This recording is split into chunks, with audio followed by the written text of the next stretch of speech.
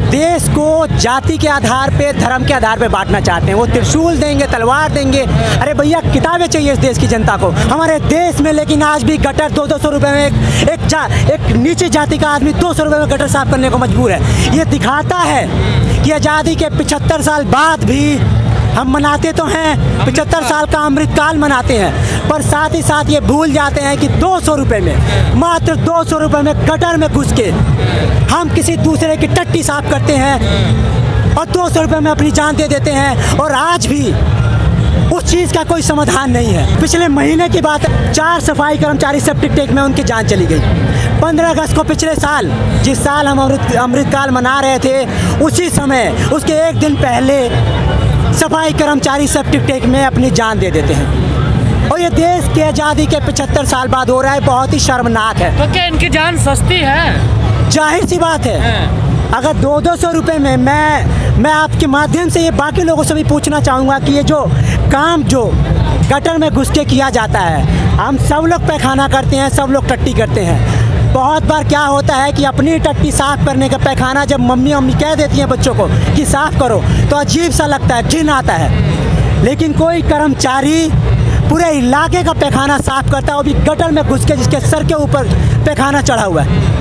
ये बहुत ही अमानवीय काम है, जो दिखाता है कि आज़ादी के 75 साल बाद भी हम कुछ लोगों को वो मानवीयता तक नहीं पहुंचा पाए हैं, और ये बहुत शर्मनाक है। और इसके लिए इस देश के अभी तक जितने भी प्रधानमंत्री बने हैं, उन सारे प्रधानमंत्रियों को शर्म करनी चाहिए, अपने आप पर शर्म महसूस करना चाहिए कि क्यों हम ये स्थिति अभी तक बने रहने दे पाए। मोदी जी ने पैर धोए थे सफाई कर्मियों के लखनऊ में जाकर के। सफाई कर्मचारियों के उन्होंने पैर भी धोए। अमित शाह, योगी जी दलित कर्मचारी के घर में जाके खाना भी खाए, प्लेट में उनके खाना खाए, पर हुआ क्या? सवाल ये है कि उन्होंने तमाम चीज़ें की। किसी ने पैर धोया, किसी ने थाली में खाना खा लिया, कोई घर में रुक गया। अरे भैया, ये कर देने से अगर जातिवादी दंश से किसी को छुटकारा मिल जाता है तो कीजिए, पर अगर ये करने के बावजूद भी अगर जातिवादी शोषण मौजूद है और जातिवादी शोषण होता है, आए दिन किसी को गोबर खिलाया जाता है, राजस्थान में कोई दलित घोड़ी पे चढ़ जाता है तो घोड़ी से उतार कर मारा जाता है कि आप कैसे कर ले रहे हैं। कोई मूंछ रख लेता है अगर दलित आदमी तो उसको पीट दिया जाता है। कोई बीजेपी का आदमी यूपी में एक दलित महिला का बलात्कार करके उसकी पूरी फैमिली को ख़त्म कर देता है। ये सरकार कुछ नहीं कर पाती। तो आप कीजिए, कल को तो आप दलित राष्ट्रपति बना देंगे, बने ही थे। मामला है कि उसी दौरान जिस दिन 5 साल का रामनाथ कोविंद जी का टेन्योर रहा, कहने को तो दलित राष्ट्रपति थे, उसी दौरान दलितों के साथ जो अत्याचार हुए उस पर क्या किया गया? अगर आप सही में ही दलितों के प्रतिनिधित्व करते थे तो आपने क्या किया इस चीज़ के लिए? आज भी मैं बताता हूँ आपको, दलितों की बड़ी आबादी उच्च शिक्षा में नहीं पहुँच पा रही है। ये शर्म की बात है कि 75 साल बाद भी दलितों की बड़ी आबादी, आज गांव में जाकर देखिए, दलितों की जो गरीब आबादी है वो क्या कर रही है? खेतों में काम कर रही है। वहाँ के ज़मींदारों का शोषण, मार खाती है। जो खेतिहर मजदूर है, दलितों का एक बड़ा आबादी खेतों में काम कर रहा है, दूसरे खेतों में काम कर रहा है, जिसका शोषण होता है। और शहरों में एक दलितों का बड़ा आबादी सफाई का काम करता है, गटर साफ करता है, पैखाना साफ करता है, मात्र 8,000 रुपये पे। क्या कर लिया आपने? मैं सबसे ये बात करना चाह रहा हूँ, ये खाली देश के प्रधानमंत्री नहीं, हम इस राज्य के मुख्यमंत्री की बात करता हूँ मैं। अरविंद केजरीवाल जी झाड़ू का निशान है उनका। क्या किया आपने? जाके दलित बस्तियों में घूमिए और देखिए कैसे दलित रह रहा है। दलित का जो मजदूर है, दलित का मजदूर किस स्थिति में रह रहा है, जाकर देखिए आप। लेकिन आपको हम देख रहे हैं लंबे समय से आप गैर बराबरी की न्याय के लिए लड़ाई लड़ रहे हैं लगातार। यूनिवर्सिटी में भी आप आंदोलन करते रहते हैं, इसका रास्ता क्या है? कैसे गैर बराबरी मिटेगी? सीधी बात है, जो बहुसंख्यक, जो शोषित है, हर किसी धर्म में, किसी जाति में गरीब है, अमीर है, जब तक वो सारे धर्मों, सारे गरीब, सारे जातियों के जो गरीब हैं उनको ला करके उनके मुद्दे को हम नहीं उठाते हैं, तब तक ये संघर्ष चलता रहेगा। और संघर्ष इसलिए भी चलना ज़रूरी है कि ये दिखाता है कि लोग अन्याय के खिलाफ चुप नहीं हैं, बोल रहे हैं। अन्याय को सहते रहना भी एक गुलामी है, उसको बर्दाश्त करना दिखाता है कि आप मरे हुए हैं, उसके खिलाफ बोलना दिखाता है कि आप जिंदा हैं। तो ये साबित करने के लिए कि हम जिंदा हैं, हम ये लड़ते रहेंगे। अब कब तक ये संघर्ष चलेगा? जब तक हमारी जो लड़ाई है अपने अंजाम तक नहीं पहुंचती है, चलता रहेगा। क्यों? अंग्रेज जब आए थे 200 साल तक राज किया भैया। कभी कहा जाता था कि अंग्रेजी शासन का कभी उसका सूरज डूबता नहीं है, हुआ ना। ये भी लड़ाई लड़ेंगे। पहले अंग्रेजी कंपनी से, गोरे अंग्रेजों से लड़ाई था। आज जो हमारे देश के, जो हमारी चंगड़ी वाले अंग्रेज है, हमारे देश की जो अमीरों की कंपनियां हैं, आज उनसे झगड़ा है।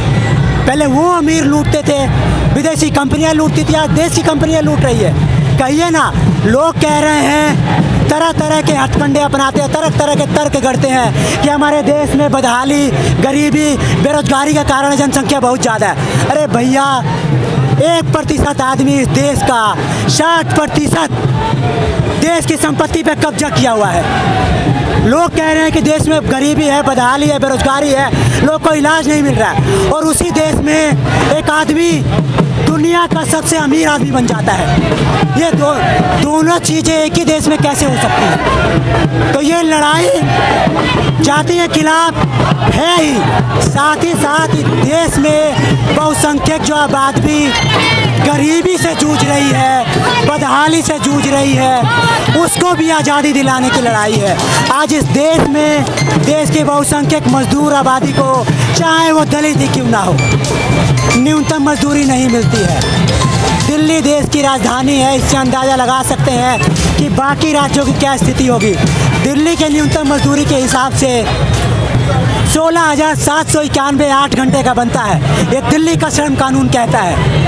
स्किल वर्कर का 20,500 बनता है। लेकिन आज स्थिति ये है, मजदूरों की छोड़ दीजिए, ग्रेजुएशन कर करके आदमी 8-8 हज़ार, 9-9, 10-10 हज़ार रुपये के काम करने के लिए मजबूर है। ऐसा इसीलिए है कि लोग एकत्र नहीं हैं, उनका यूनियन नहीं है, और यूनियन बनाते हैं, लड़ते हैं तो सरकारें दबाने की कोशिश करती है, और सारी सरकारें दबाने की कोशिश करती है। इसमें कोई दूध का धुला है, ये एकदम मानना बंद कर दे। और देश की, आपके माध्यम से मैं देश की जनता को भी बताना चाहूँगा कि यह गलत फहमी पालना बंद कर दे कि कोई नेता आपके धर्म का है, आपकी जाति का है, तो वो आपका भला कर देगा।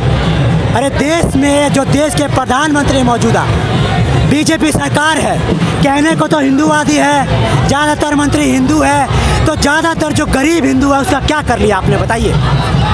सवाल ये पूछा जाना चाहिए। देश के ज़्यादातर युवा जो हिंदू है, उनके साथ आपने क्या कर लिया?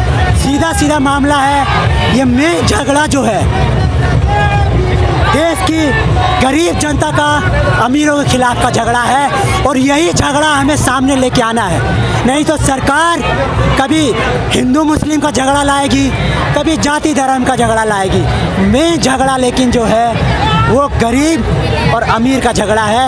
इस झगड़े को अगर आप सामने ला पाते हैं, जो आपने बात कही कि हम लोग कैसे जीत पाएंगे, तो जब तक ये झगड़ा सामने नहीं आता है, मेन स्ट्रीम में ये झगड़ा नहीं होता है कि असली झगड़ा अमीरों के खिलाफ गरीबों का झगड़ा है, तब तक जीत नहीं पाएंगे हम। लंबे समय से जो बनी रही जाति प्रथा, उसके खिलाफ एक मुकम्मल संघर्ष छेड़ा बाबा साहब अम्बेडकर ने, और आज उनकी जयंती है तो उनको याद किया जाना, उनके संघर्षों को याद किया जाना बहुत ज़रूरी है। क्योंकि बार बार जो सरकारें आती हैं, लगातार इन जातिवादी जो जाति के खिलाफ जो संघर्ष रहे हैं, उनको छुपाने की कोशिश करती रही है, उनके नेताओं को छुपाने की कोशिश करती रही है, और साथ ही साथ आज भी जो जातिवादी शोषण मौजूद है, जो जातिवादी लोग हैं, जो जातिवादी बातें करते हैं, और जाति के आधार पर जो शोषण करते हैं, अन्याय करते हैं, और जो जाति के आधार पे जितनी भी गैर बराबरी है उसका समर्थन करते हैं, वो चीज़ें मौजूद हैं, और सरकारें लगातार इसको बनाए रखने की कोशिश भी करती हैं। तो उस स्थिति में एक बड़ा नाम जो हमारे सामने आता है बाबा साहब अम्बेडकर का,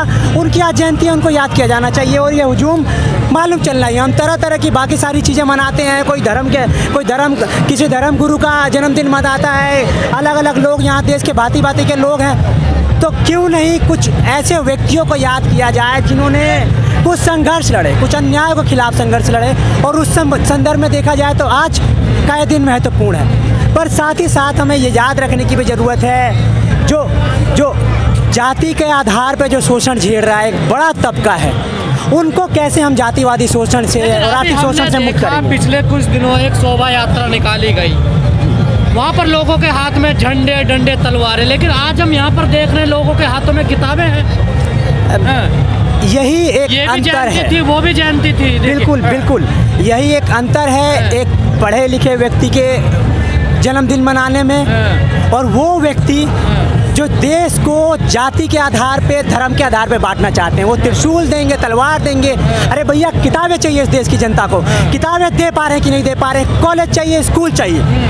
हमारा नेता वो होना चाहिए जो ज़्यादातर जो बहुसंख्यक आबादी है, जिन तक स्कूल नहीं पहुंच पाया, जिन तक कॉलेज नहीं पहुंच पाया, जिन तक किताबें नहीं पहुंच पाई, और आज भी उनकी बड़ी आबादी जातिवादी शोषण का होने पर मजबूर है। आज भी उनकी बड़ी आबादी 200 रुपये में।